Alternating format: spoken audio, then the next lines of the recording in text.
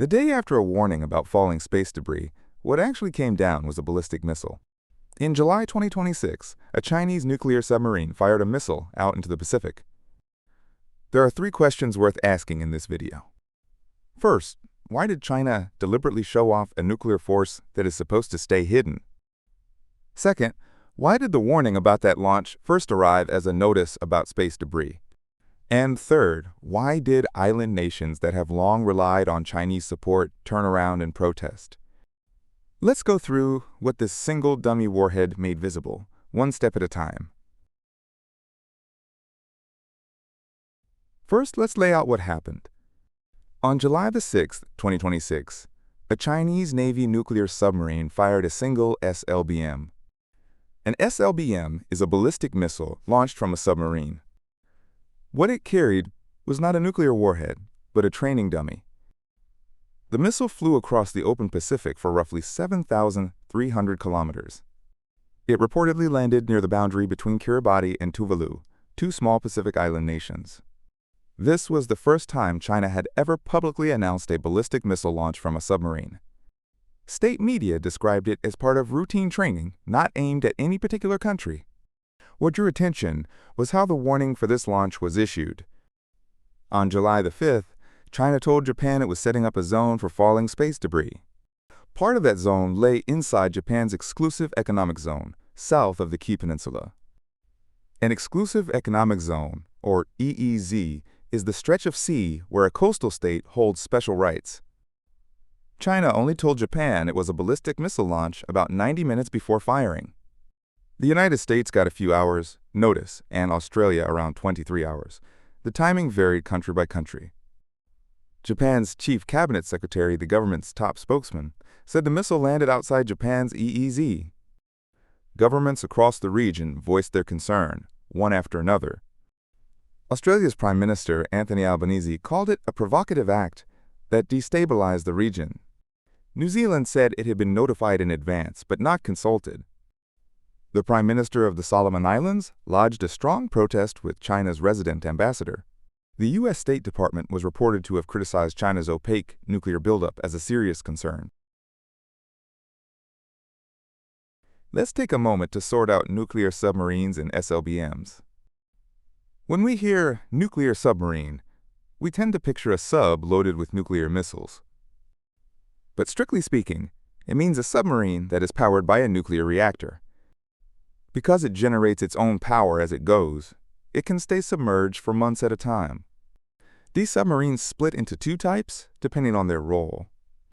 One is the attack submarine, which hunts enemy ships with torpedoes and the like. The other is the ballistic missile submarine, which carries nuclear-armed missiles and stays hidden. The one that fired in 2026 was the second kind, a ballistic missile submarine. The job of a ballistic missile submarine is not to fight, but to stay hidden. A land-based missile site has a known location, so it can be destroyed in a first strike. A submarine lurking in the deep ocean, by contrast, is extremely hard to locate. That is why it has long been seen as able to survive a nuclear attack and still strike back. This power to retaliate is called a second strike capability. It makes an adversary believe that striking first will not stop the response. And that belief is the foundation of nuclear deterrence, the idea that it prevents nuclear war in the first place. The meaning of this launch comes into focus when you line it up against history. The times China has fired a long-range ballistic missile out into the Pacific are, in fact, very few. The first was in 1980, a full-range test of the DF-5 ICBM, China's first-ever Pacific launch. An ICBM is an intercontinental ballistic missile, one that can cross between continents. The second was an ICBM in 2024, which analysts say came down off French Polynesia. And the 2026 SLBM landed near the boundary between Kiribati and Tuvalu. Just 3 times in 46 years. A long-range launch into the Pacific is genuinely rare. This stretch of ocean is covered by a framework called the Rarotonga Treaty. Signed in 1985, it declares the South Pacific a nuclear-free zone. It was also a statement against a history in which great powers had used the region as a nuclear testing ground. But what the treaty bans is testing that involves a nuclear explosion and the deployment of nuclear weapons. The missile that was fired carried a dummy warhead with no nuclear explosion, so it did not directly violate the letter of the treaty. That gap is why New Zealand's foreign minister criticized it as running counter to the treaty's purpose and intent, rather than breaking it outright. So how did people outside the region see this test? Let me sort the reactions on Reddit by theme. What stood out was that, in sharp contrast to governments, serious concern, cool, and unimpressed takes were in the majority. A common view was that a missile test is nothing unusual among countries that already hold nuclear weapons. Some pointed out that China has been testing SLBMs since the 1980s and called the framing clickbait. People who were genuinely alarmed were, if anything, the minority. That said, this is reaction on the English-language internet and does not represent public opinion in the island nations themselves. The next most common thread was people calling out Western hypocrisy. One line: "It is ironic for a West that ran its own nuclear tests to be furious about a test in the South Pacific." The reply to that: if it is really no big deal, then why not test it in your own waters? And another voice: whether it compares to the United States is beside the point. To the country living next door, it is a threat. Criticism of hypocrisy and the felt reality of a nearby threat kept talking past each other. The third theme brought out the text of the Rarotonga Treaty and weighed the launch's legality. One reading: the treaty bans testing and deploying nuclear explosive devices, not the launch of a dummy warhead.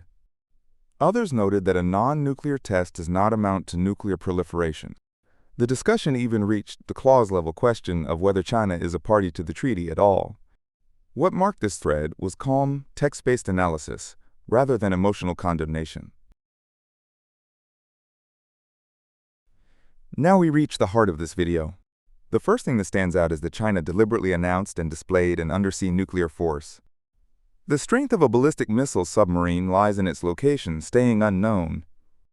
Its activity is, by design, meant to be kept thoroughly hidden.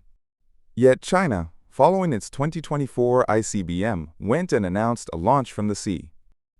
It has entered a stage of deliberately showing off a nuclear force meant to stay hidden.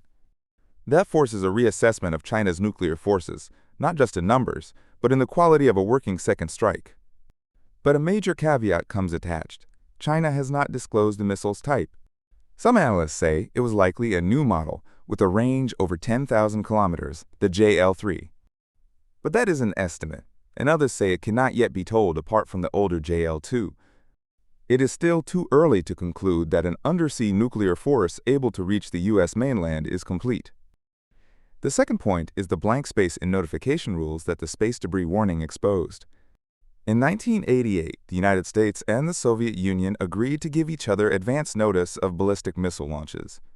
It was a safety mechanism between great powers, meant to prevent a nuclear war triggered by miscalculation. But between the United States and China, there is no agreement of that kind. So this warning ended up varying in both timing and content from one country to the next. It also fell short of the international norm of giving at least 24 hours notice of a ballistic missile launch.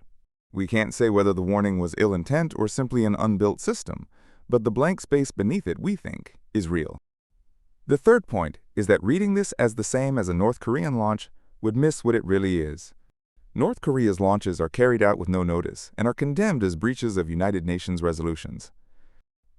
China, on the other hand, gave notice, inadequate as it was, used a dummy warhead, and dropped it in open water. You can read this as behaving by the grammar of deterrence between nuclear powers, not the grammar of provocation. Both the United States and Russia conduct SLBM tests, with notice given. But you can also read it as quietly eroding the region's non-nuclear norms while keeping a legal form.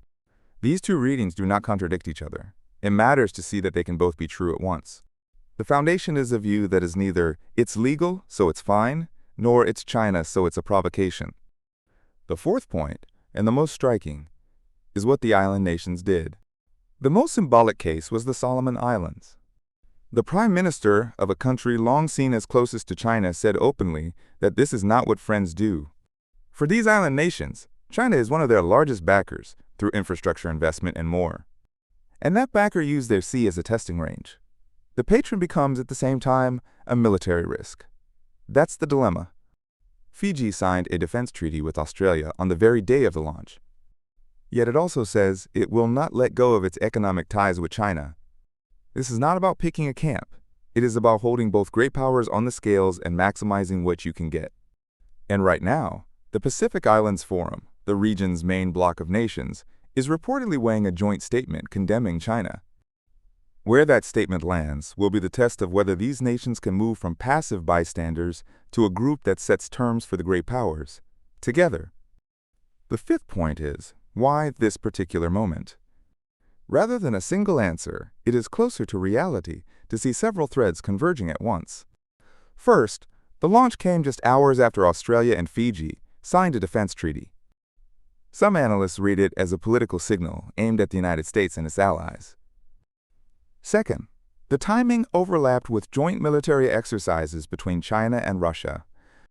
It put an undersea nuclear force and surface cooperation on display in the same window.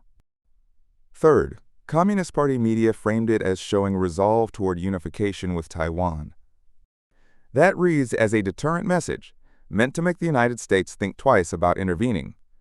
Fourth, there is a domestic angle as well.